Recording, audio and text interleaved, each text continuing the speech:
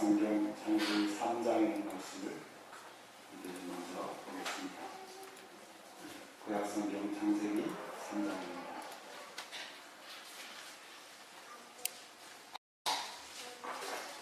장 1절부터 6절까지 말씀을 제가 좀 공략해 드리겠습니다. 여호와 하나님이 지으신 들짐승 중에 뱀이 가장 간교하더라. 뱀이 여자에게 물어가로되 하나님이 참으로 너희더러 동산 모든 나무의 실과를 먹지 말라 하시더냐. 여자가 뱀에게 말하되 동산 나무의 실과를 우리가 먹을 수 있으나 동산 중앙에 있는 나무의 실과는 하나님의 말씀에 너희는 먹지도 말고 만지지도 말라. 너희가 죽을까 하노라 하십니다. 뱀이 여자에게 이르되 너희가 결코 죽지 아니하리라. 너희가 그것을 먹는 날에는 너희 눈이 밝아 하나님과 같이 되어 선악을 알 줄 하나님이 아시니라. 6절을 우리 함께 좀 읽어보겠습니다. 시작. 여자가 그 나무를 본즉 먹음직도 하고 보암직도 하고 지혜롭게 할 만큼 탐스럽기도 한 나무인지라. 여자가 그 실과를 따먹고 자기와 함께한 남편에게도 주매 그도 먹은지라. 감사합니다. 2주 만에 또 우리 성도님들을 이렇게 해서 반갑습니다. 이제 밖에는 산에 새로운 꽃이 피고 싹이 나고 아주 좋은 계절이 다가왔습니다. 이 좋은 계절에 또 하나님께서 우리에게 주시는 귀한 천연계를 통해 주시는 하나님의 사랑의 음성들 또 메시지들을 우리가 많이 좀 보고 배우면 좋겠습니다. 말씀을 이미 하였지만 우리 이효범 선생님 안일학 시간을 통해서 우리 식구들에게 귀한 선장을 감동을 주신 것 감사하고 아마 우리 장로님들로부터 시작해서 온 식구들이 선생님이 이렇게 안실하게 같이 참여하신 것 너무 기뻐하고 감사하고 고맙게 생각을 합니다. 이렇게 오신 걸음이 계속 이어지게 되기를 함께 기도드리겠습니다. 또 오랜만에 한동안 멀리 가셨다가 건강한 곳으로 오신 우리 장로님 반갑고 감사합니다. 오늘 저희 교회를 들으러 오신 멀리서 오신 분들 환영합니다. 제가 있는 연수원에도 연수원은 이 시내하고 또 몇 도 차이가 나서 이제 벚꽃이 거의 만개했습니다. 오늘 아침 나오는데 아주 연수원 전체가 이렇게 벚꽃으로 하나가 돼서 너무 보기가 좋습니다. 여러분도 시간 되시면 연수원에 꽃 보러 오십시오. 연수원에는 꽃보다 여러분들이 더 아름답긴 하지만 그래도 하나님께 주신 아름다운 것을 보시면 좋겠습니다.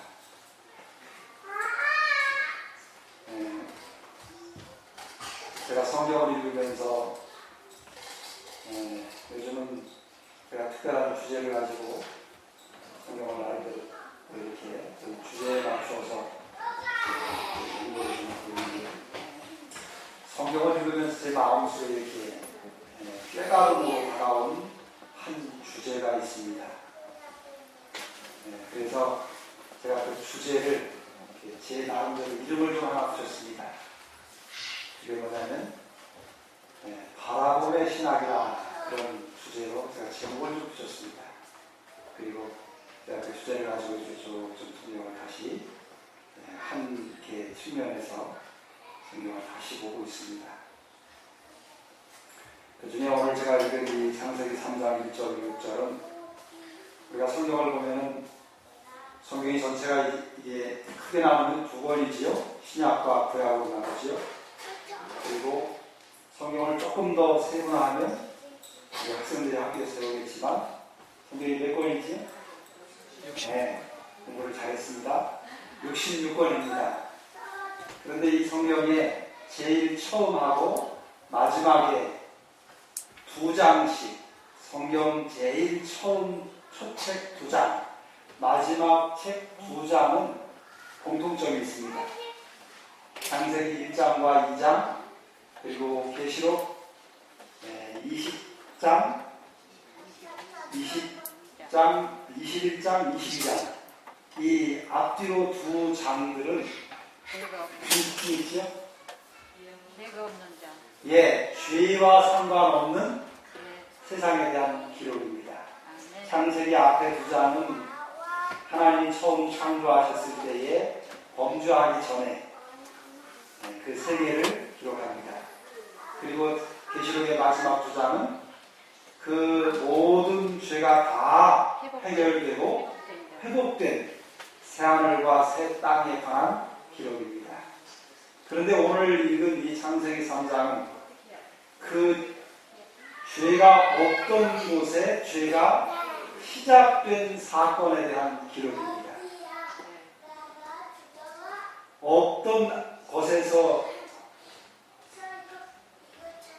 없던 무언가가 새로 탄생하는 그와 같은 계기가 된 사건에 대한 내용이 오늘 제가 읽은 본문의 말씀입니다. 다시 말하면 우리가 이 땅에 살면서 정말 걱정하고 근심하고 슬퍼하고 괴로워하고 낙담하고 절망하고 또 이 땅에 살면서 그 삶을 어떤 사람들은 한탄하고 또 그 삶을 불행 가운데 소망 없이 맞출 수밖에 없는, 그리고 맞춰지는 그 죽음이라고 하는 고통이 그 인류에게 다가온 그 어떤 재난보다도 가장 큰 재난이 이 세상에 들어오게 된 계기가 된 사건을 오늘 우리가 함께 읽을 것입니다. 그런데 여러분, 저는 이 부분을 읽으면서 이 6절에 주목을 하게 됩니다. 6절을 제가 다시 한번 읽어보겠습니다. 여자가 그 나무를 본즉 먹음직도 하고 보암직도 하고 지혜롭게 할 만큼 탐스럽기도 한 나무인지라. 여자가 그 실과를 따먹고 자기와 함께한 남편에게도 주매 그도 먹은지라. 여러분, 이 6절 가운데 이 본직이라고 하는 이 단어의 원래의 의미는 어떤 사물에 무엇인가에 관심을 가진다 하는 그런 의미를 가지고 있습니다. 우리가 읽은 이 내용은 하와가 선악과를 보고 그거를 따먹고 그 다음에 하나님의 말씀에 불순종한, 그로 인해서 남편인 아담도 먹고 죄를 범하고 그 죄 때문에 이 나머지 성경 가운데에 있는 계시록의 끝장 2장을 빼놓고 나머지 모든 역사가 이 사건 때문에 시작이 됩니다. 그렇다면 여러분이 죄라고 하는 문제를 우리가 생각하면서 그 문제를 풀 수 있는 열쇠를 어디서 찾을 수 있을까? 그것은 시작점에서 그 열쇠를 찾을 수 있다고 하는 것입니다. 여기 이 창세기 3장 6절의 사건을 성경은 아주 짧게 그렇게 기록하고 있습니다. 그래서 하나님의 성령께서 우리의 마음 가운데 빛을 주시고 지혜를 주시지 않으면 이게 무슨 의미인지를 우리 스스로 깨달을 수 없습니다. 그런데 여러분과 저에게 하나님께서 정말 소중한 선물을 주셨습니다. 그게 뭐냐면 계시록의 19장에 나오는 하나님께서 하나님의 남은 백성들에게 특별한 선물을 주시겠다고 그랬어요. 근데 그게 뭐냐면 예수의 증거라고 하는 선물을 주시겠다고 하는데, 그 예수의 증거가 뭐냐면 대언의 영이라고도 기록하는데요. 그게 우리가 흔히 말하는 연애신입니다. 영감의 글이라고 하지요. 근데 그 연신 가운데에 이 구조 한자 가운데 보면 이 부분을 보다 좀 더 자세하게 설명을 해놓고 있습니다. 그래서 요 1절부터 6절까지 나온 그 내용을 아주 좀 세분화해서 그 배경적인 것까지 잘 설명을 하고 있는데 그 내용을 좀 여러분이 이미 알고 있는 분도 계시지만 우리 잘 모르는 분들에서 좀 제가 설명을 하면서 이 말씀을 좀 함께 생각을 해보고자 합니다. 하나님께서 아담을 만드셨지요. 아담을 몇째 날 만드셨지? 여섯째 날 제일 마지막에 만드셨습니다. 첫째 날부터 모든 사람이 할 수 있는 모든 것들을 다 창조하신 다음에 그리고 마지막에 아담이라고 하는 사람을 만드셨습니다. 그리고 그 아담을 만든 다음에 또 누구를 만들었습니까? 아담은 흙으로 만드셨지만 그 아담의 갈빗대 중에 하나를 뽑아서 하나님께서 하와라고 하는 여자를 만드셨습니다. 아담에게 있어서 하나님께 주신 선물 가운데 최고의 선물은 그 좋은 환경도 선물이지만 제일 귀한 선물은 하와라고 하는 여인이었습니다. 그런데 하나님께서 이 아담과 하와를 창조하신 다음에 그 아름다운 에덴이라고 하는 동산에 그 부부를 살게 하시고 모든 것을 다 허락하시고 나서 단 한 가지를 금하였습니다. 그게 뭡니까? 그게 동산 중앙에 있는 한 나무의 실과를 먹지 말라고 하는 것이었습니다. 그것을 먹는 날에는 정령 죽을 것이기 때문에 결코 그것을 먹지 말도록 하나님께서 딱 한 가지를 금하였습니다. 그것을 금하시고 나서 이 하와에게 무슨 이야기를 했냐면 남편인 아담 곁을 떠나지 말고 또 한 가지의 경고를 주셨습니다.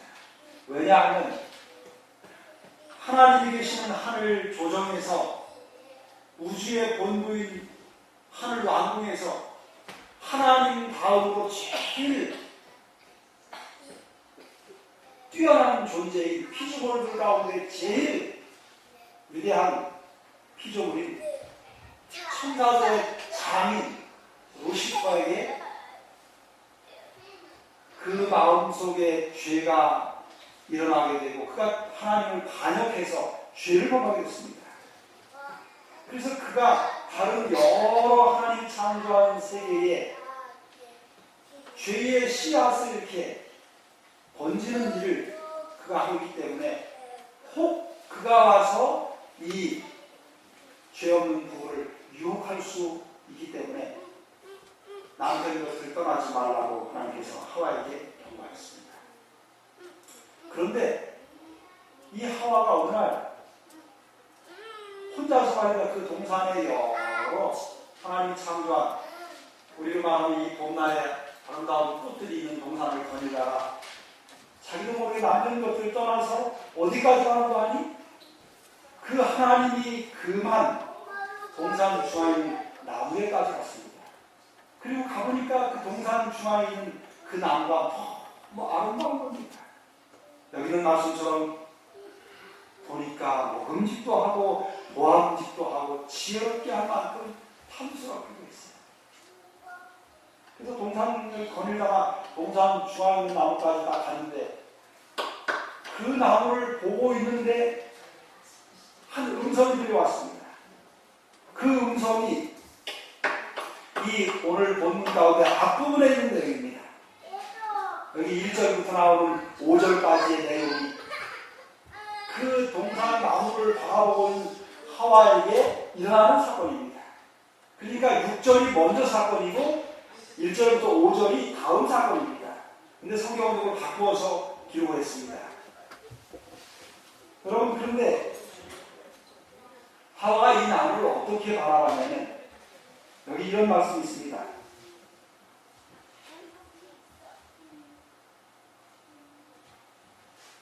자기의 즐거운 일에 몰두하여 그 여자는 무의식 중에 남편의 곁을 떠나 돌아다녔다. 하와는 자기가 홀로 있는 것을 알자 위험에 대한 불안을 느꼈으나 자기는 악을 분별하고 대항할 충분한 지혜와 능력을 가졌다고 단정하고 공포심을 물리쳐 버립니다. 여러분, 하와가 선악과를 바라보고 그 다음에 그 하나님이 그만 그 선악과를 따먹는 과정을 6단계로 이렇게 나눠볼 수 있습니다. 근데 거기서 우리는 무엇을 발견할 수 있냐면 문제를 해결할 수 있는 근본적인 열쇠를 발견할 수 있습니다. 하와가 그 선악과를 바라보고 곰곰이 생각을 하고 있습니다. 그런데 그때 한 음성이 들려옵니다. 근데 여러분, 하와가 선악과를 바라볼 때 딱 무슨 생각을 했냐면 자기가 남편의 곁을 떠나왔다고 하는 것을 혼자 있다고 하는 것을 딱 깨닫게 됩니다. 그러니까 천사가 자기의 경고한 그 내용을 기억하면서 남편의 곁에서 떨어지지 말라고 했는데 라고 하는 생각을 하게 됩니다. 그런데 그 순간에 하와는 무슨 생각을 하냐면 자기는 선악을 판단할 줄도 알고 지혜롭다고 하는 생각을 하게 됩니다. 그래서 자기 마음속에 찾아오는 그 공포심을 그냥 물리쳐버렸습니다. 여러분, 하와가 만일 아담 곁에 있었더라면 그 선악과를 따먹을 확률이 어땠을까요? 훨씬 적었을 것입니다. 근데 남편을 떠나 있을 때에 그가 그 선악과를 먹게 됐습니다. 여러분, 고린도 후서 13장 5절에 보면 이런 말씀이 있습니다. 너희가 믿음에 있는가 너희 자신을 시험하고 너희 자신을 확증하라. 예수 그리스도께서 너희 안에 계신 줄을 너희가 스스로 알지 못하느냐. 그렇지 않으면 너희가 버리운 자냐.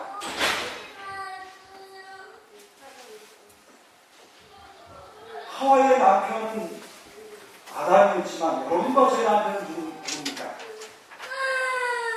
예수님이 우리의 남편이십니다. 그런데 우리의 마음속에 남편이 계시지 않으면 그리스도께서 계시지 않으면 우리가 버리운 자라고 성경이 이야기합니다. 그리스도인이 언제 안전하고 언제 위험 가운데 처해서 죄를 범하게 되는가 하면 예수님을 떠나게 될 때 죄를 범합니다. 근데 여러분, 오늘 제가 드릴 말씀이 시간이 별로 없기 때문에 이 순서의 말씀을 안 될 것 같습니다. 죄를 해결하는 가장 중요한 열쇠가 있습니다.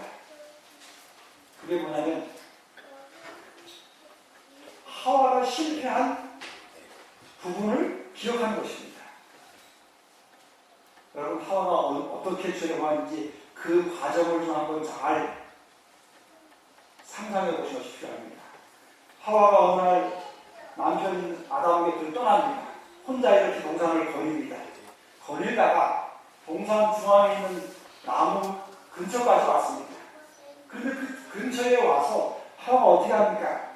그 나무를 바라보고 그 다음에 어떻게 해요? 생각합니다. 어떤 생각을 합니까? 하나님께서 왜 이 선악과를 먹지 말라고 그러셨을까? 그거를 보고 곰곰이 생각을 합니다. 그럴 때에 그렇게 생각을 하면서 이 나무가 정말 탐스럽고 이 나무의 실과가 정말 지혜롭게 할 것 같은데 왜 하나님께서 이 실과를 먹지 말라고 했을까? 그렇게 생각을 합니다. 근데 여러분, 이 영감에서는 뭐라고 하는가 이렇게 합니다. 천사의 경고를 잊은 채 그는 곧 호기심과 감탄이 뒤섞인 중에 금단의 나무를 바라보는 자기 자신을 발견하였다. 그 열매는 매우 아름다웠다. 그 여자는 왜 하나님께서 그들에게 이 과실을 금하셨을까 하고 자문했다. 스스로 증명했다 이 말입니다. 바로 이때가 유혹자의 절호의 기회였다. 그는 이 여인의 마음의 생각들을 통찰할 수 있는 능력이 있는 양 그 여자에게 하나님이 참으로 너희더러 동산 모든 나무의 실과를 먹지 말라 하시더냐? 라고 말을 걸었다. 여러분 여기에 중요한 열쇠가 있습니다. 하와가 그 선악과를 보고 그냥 슬쩍 지나쳤더라면 뱀이 하와에게 말을 걸을 기회를 얻지 못했을 겁니다.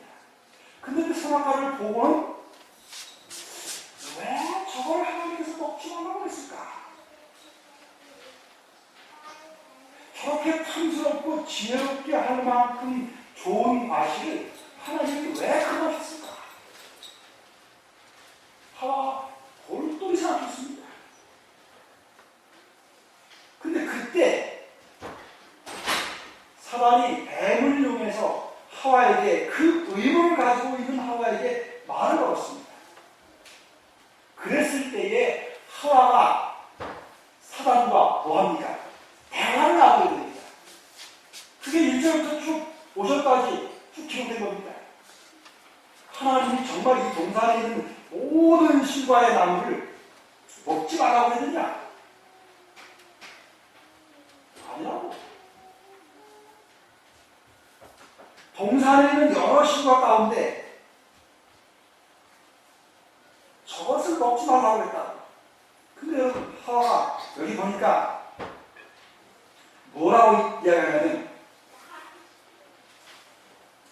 그 아픈 걸 이렇게 말합니다. 여러분 창세기 3장을 다시 한번 보십시오. 여자가 뱀에게 말하되 동산 나무의 실과는 우리가 먹을 수 있으나 동산 중앙에 있는 나무의 실과는 하나님의 말씀에 너희는 먹지도 말고 만지지도 말라. 너희가 죽을까 하라고 합니다. 하나님께서 만지지도 말라고 했습니까? 그렇지 않았지요. 근데 조금 과장을 했습니다. 그러면서 대화가 이어집니다. 근데 여러분, 중요한 것은 하와가 그 선악과를 오랫동안 보고 그 선악과에 대하여 생각해보라는 것입니다. 만일에 거기서 하와가 즉시로 뱀이 말을 걸어올 때 도망쳤더라면 어땠을까요? 여러분, 첫째는 깊이 생각을 했고 그 다음은 그 곁에 오래 머물러 있었습니다. 여기 뭐라고 하는 거 아니? 하와는 자기 생각에 메아리를 듣는 것 같았으므로 소스라치게 놀랐다. 그러나 뱀은 계속하여 음악적인 음성으로 그 여자의 탁월한 아름다움을 교묘히 칭찬하였고 그의 말은 불쾌감을 주지 않았다. 그 여자는 그곳으로부터 도망하지 않고 뱀이 말하는 것을 듣고자 이상히 여기며 그곳에서 집자했다. 여러분, 첫 번째는 남편 곁을 떠나왔습니다. 그리고 두 번째는 선악과를 바라보고 깊이 생각을 합니다. 그리고 세 번째는 거기에서 그 뱀의 이야기를 듣고서 깜짝 놀라서 빨리 도망가셔야 되는데 거기서 머물러 지체합니다. 그리고 대화를 나눕니다. 그래서 이 하와가 범죄하는 과정을 4단계로 볼 수 있습니다. 남편을 떠나고 선악과를 바라보고 생각하고 그곳에 머물러 있고 사단과 뱀과 대화를 나눠요. 이 4가지 단계를 통해서 하와는 마침내 죄를 범하게 되고 그 다음에 남편에게도 그 죄를 범하도록 받아줍니다. 그리고 마침내 죄가 들어오게 됩니다. 여러분, 저는 여기서 이 4가지를 다 말씀드릴 시간은 없는 것 같아요. 중요한 한 가지를 말씀드리겠습니다. 그럼 두 번째입니다. 여러분, 남편 곁을 떠나서 선악과에 가까이 이른 하와가 그 선악과를 보고 골똘히 생각했다는 것입니다. 왜라고 하는 의문을 가지고 하나님의 금하신 그 선악과 앞에서 그 선악과를 바라보며 생각합니다. 그 때를 사단은 놓지 않고 그 저의 기회를 붙잡고 하와에게 말을 걸고 대화를 나누고 마침내 그 선악과를 따먹도록 하와를 유혹해서 그 유혹에 성공을 거둡니다. 여러분, 여기에 매우 중요한 믿음의 열쇠가 있습니다. 그것이 무엇이냐면, 이미 우리는 하와가 범죄한 후로 죄를 짓고 그 다음에 그 죄 가운데 태어나서 우리의 본성이 죄악적으로 타락하고 죄악에 물들어 있습니다. 우리에게 있어서 중요한 과제는 어떻게 하면 우리가 이 죄 가운데서 벗어나고 죄와의 싸움에서 승리하고 마침내 영원한 생명을 얻을 수 있냐는 것이 우리의 과제입니다. 그런데 여러분, 그 중요한 문제에 있어서의 해결하는 열쇠는 어디에 있냐면 그 처음 사건에 있습니다. 그 처음 사건에서 열쇠를 발견하지 않으면 우리는 매번 실패하는 삶을 살 수밖에 없습니다. 근데 그 열쇠가 뭐냐면요, 여러분, 사람이 범죄하고 타락하는 과정에서 일어나는 원리와 죄 가운데서 회복되어 다시 영원한 생명을 얻는 데 있어서의 원리는 동일합니다. 그 동일한 원리를 성경은 우리에게 가르치고 있습니다. 그 원리를 개인적으로 저는 어떤 측면에서 찾냐면, 제가 지금 바라보는 신학이라고 하는 이 부분에서 나름대로 발견하고 있습니다. 여러분, 요한복음 3장에 보면 예수님이 어느 날 밤에 그 어두운 가운데 한 사람을 만나서 대화를 나눈 기사가 나옵니다. 그게 누구냐면 유대의 관원이었고 또 그 당시 아주 성경을 해박하게 아는 지식인이었고 나이가 많고 경륜이 있고 많은 사람들에게서 존경을 받는 니고데모라고 하는 한 사람이, 나이가 많은 노인이 이 젊은 30대 초반에 이름 없는 무명의 예수라고 하는 선생을 찾아옵니다.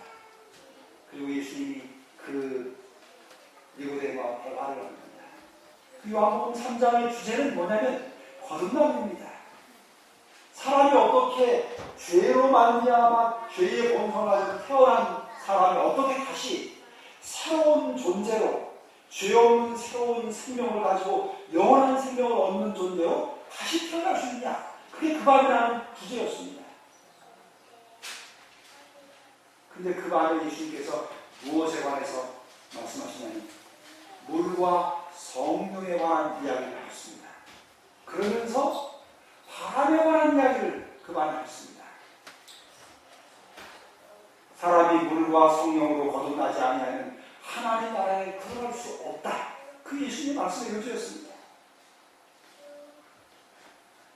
거듭남에 있어서 중요한, 매우 중요한, 아주 필수적인 우리가 알아야 할 한 분이 누구냐면 성령이십니다.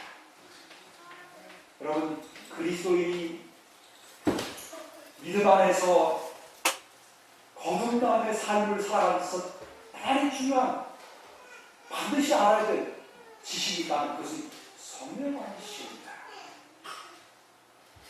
그런데 여러분, 이 문제가 이 창세기 3장과 무슨 관련이 있느냐 이겁니다. 여러분, 먼저 성경 한두 절 보겠습니다. 우리 히브리서를 좀 여러분 같이 함께 보시면 좋겠습니다. 히브리서 3장을 좀 같이 보겠습니다.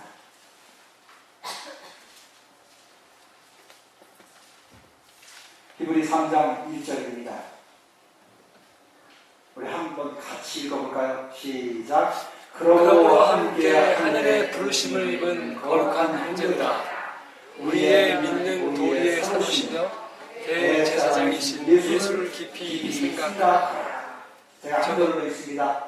뒤로 가서 히브리 12장 2절에 있는 말씀을 제가 읽겠습니다. 믿음의 주요 또 온전케 하신 예수를 바라보자. 여러분, 히브리서는 사도 바울이 기록한 책입니다. 그런데 바울은 이 13장으로 된 히브리서를 기록하면서 앞부분과 뒷부분에 같은 내용을 기록합니다.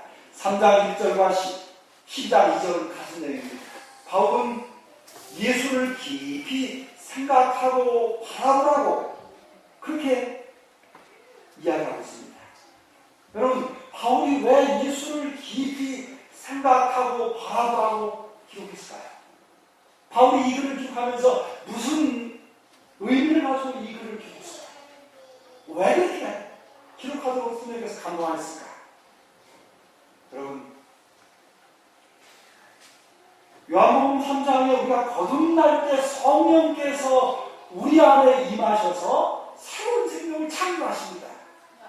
그 과정을 지금 이 시간 다 말씀드릴 수 없지만 분명한 사실은 성령께서 우리를 새로운 생명으로 다시 거듭나게 하시는데 주인 역할을 하십니다. 그래서 성령이 없이는 결코 우리가 거듭날 수 없습니다. 새 생명을 얻을 수 없습니다. 그런데 언제 성령께서 우리 안에 들어오시고 언제 우리 마음속에 새로운 생명을 창조하시느냐는 겁니다. 그건 여러분 창세기 3장에 그 비밀이 숨어 있습니다. 하와가 사단을 바라보고 깊이 생각할 때에 그때 사단이 하와의 마음속에 찾아왔습니다. 여러분, 죄로 말미암아 타락한 죄인이 십자가에 달리신 예수 그리스도를 바라보고 그 십자가에 달리신 예수님이 나와 무슨 관계가 있는지를 깊이 생각하고 왜 예수님이 십자가에 달려 돌아가셨을까? 그것이 나와 무슨 관계가 있을까? 라고 하는 의문을 가지고 예수 그리스도를 주목하고 바라보고 생각할 때 그때 위대한 역사가 이루어지는데 그때 누가 우리 마음속에 찾아오시냐면 성령께서 찾아오신 것이죠. 그리고 사단이 하와에게 속삭이고 그로 하여금 죄를 범하게 한 것처럼 성령께서 우리에게 속삭이시고 진리를 깨닫게 하시고 죄가 무엇인지를 우리에게 보여주시고 그 죄 때문에 예수님이 십자가에 돌아가신 이유를 밝히 깨닫게 해주시다는 것입니다. 그리고 그 십자가를 통해서 내가 얼마나 큰 죄인지를 알게 해주신 것입니다. 거기서 오는 죄가 무엇인지를 성령의 깨우친 가운데 십자가를 하신 그리스도를 바라보고 그리스도를 만나는 경험을 통해서 거기서 우리는 죄의 문제를 요한복음 16장 8절에 말씀하신 것처럼 그가 오시면 죄에 대하여 의에 대하여 심판에 대하여 너희를 가르칠 것이다 라고 하는 그 놀라운 역사가 그때에 일어났다는 것입니다. 다시 말하면 여러분 타락과 구속은 동일한 법칙에 의해서 전개된다는 것입니다. 타락도 바람을 통해서 그 선악과를 바라보고 왜 하나님께서 먹지 말라고 했는지 골몰이 생각할 때에 타락은 죄와 의미였습니다. 구속도 동일한 법칙에 인해서 일어납니다. 여러분 그래서 여기 부자연자 91쪽에 이렇게 기록합니다. 바라봄으로 변화하는 것이 인간의 마음의 법칙이다. 사람의 마음이 단번에 순결과 거룩함에서 부패와 타락과 범죄로 전락되는 것은 아니다. 하나님의 형상으로 지음을 받은 자들이 금수와 악마처럼 타락하는 데는 시간이 걸린다. 바라봄으로 우리는 변화를 받는다. 불순한 생각들을 품으로 인간은 한때 그가 미워하던 죄를 좋아하고 그 마음을 기댈 수 있다. 여러분 우리가 끊임없이 그리스도의 십자가를 바라보고 그 십자가에 달리신 예수 그리스도를 깊이 명상하고 그분을 생각할 때 날마다 그의 반복될 때에 날마다 성령께서 우리의 마음 가운데 찾아오시고 우리에게 속삭이시고 말씀하시고 깨우치시고 우리와 하여금 우리의 마음에 새로운 생명을 심어주시는 그 놀라운 역사를 이루시라고 하는 것입니다.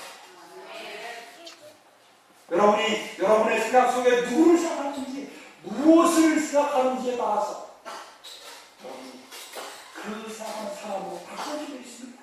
그 하나의 법칙이라고 그건 모두에게 적용되는 법칙입니다. 십자가에 달리신 구주를 살아볼 때에 우리는 하늘의 하나님께서 주신 희생이 얼마나 크고 의미심장한 것인지를 더욱 충분히 깨닫습니다. 구속의 경륜은 우리 앞에서 영광스럽게 빛나고 칼바리의 사상은 우리 마음속에 활력있고 신성한 감정을 일깨웁니다. 하나님과 어린아이를 부르는 찬양이 우리의 마음과 입술에 있을 것이니 이는 칼바리의 장면들을 기억 속에 생생하게 간직하는 영혼들에게는 교만과 자아숭배가 번성할 수 없는 하나입니다. 여러분, 십자가에 달리신 예수 그리스도를 알아보시기 바랍니다. 그분을 깊이 연구하시고 명상하시고 묵상하시기 바랍니다. 주께 달리신 십자가가 나와 무슨 관계가 있는지 깨닫게 달라고 기도하십시오. 성령께서 그때에 여러분의 마음속에 들어오시고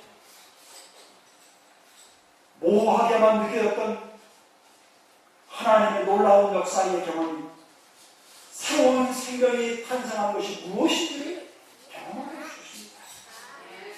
우리가 수없이 들어온 성령의 말씀들이 구슬처럼 꿰어지는, 그러면서 그 말씀들이 새로운 개념으로 와닿고 깨달아지는 놀라운 체험들을 경험하게 해줄 것입니다. 그것이 성령께서 역사하신 결과가 일어납니다. 오늘 여러분 한 주를 사시면서 여러분의 하루의 생애 중에 가장 중요한 시간을 구별하시고 그 시간에 그리스도를, 십자가에 달리신 예수 그리스도를 바라보고 그분을 연구하는, 묵상하는 그와 같은 명상의 시간을 가지십시오. 성령께서 여러분의 마음속에 역사하신 여지를 만들어 주시기 바랍니다. 성령께서 여러분의 마음의 문 밖에서 여전히 들어오시길 기다리고 계십니다.